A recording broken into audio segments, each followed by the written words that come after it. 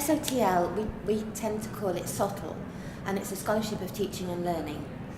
And for me, it's much more than just the literary basis, the sort of scholarly basis of teaching and learning. So it goes much further than the literature. And it encompasses this idea of putting the literature into practice, putting our theories into practice. It has to be that practical integration. So unless it's applied, it doesn't really fulfill the remit of SOTL. SOTL sort of works at this meta level. So you put things into practice, you reflect on this, and then you have to share, you have to disseminate. And SOTL is all about this dissemination of our practice, so that others can learn from what we do and build on what we do to improve our teaching and to enhance the student learning. So it ties back directly to the student learning. And that's what's really, I suppose that's what's really special about SOTL. It can't be seen as this sort of abstract, nebulous concept. It has to have that application to real life and to the learning environment.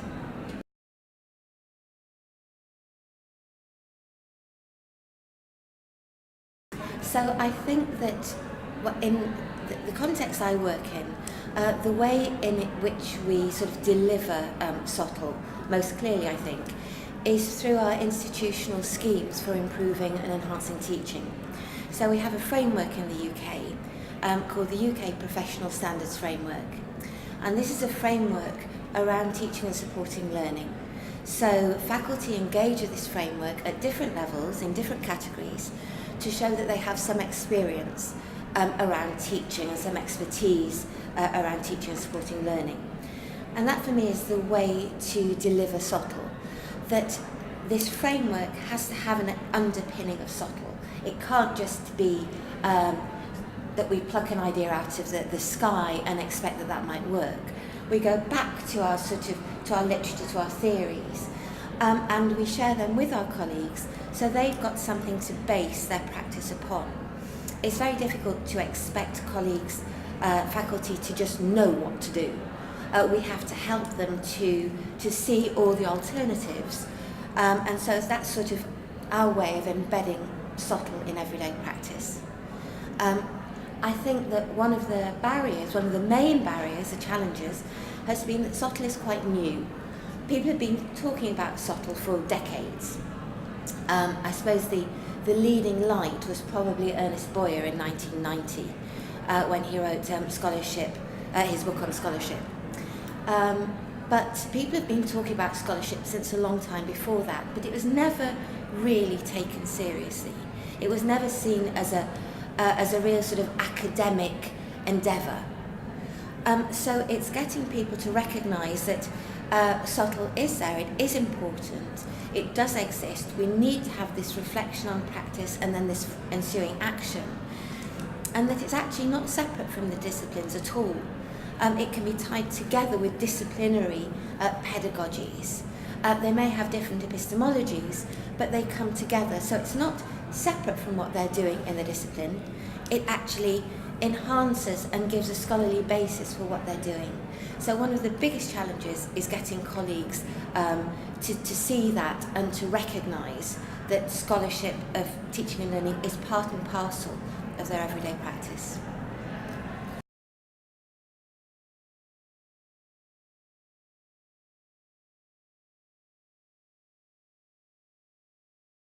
I suppose lessons learned from my experience, one of the main things is that it's quite difficult sometimes working with faculty, particularly faculty who've been in place for many years, because they are obviously experts within their discipline. And what we're trying to do is to show them that there is this other complementary discipline that runs alongside what they're doing in their own discipline, and that they're not necessarily an expert in that.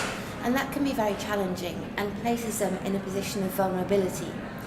And I think when you've been seen and you begin to recognise yourself as an expert, perhaps I've never reached that level at all, that it's very difficult then to realise that this is something where you need to do more reflection, you need to modify your practice. in the light of what's been learnt, in the light of what's been discovered, and that maybe the way you're doing it isn't the best way, and to help or to work with faculty to enable them to overcome that initial vulnerability, that initial reticence, is quite difficult.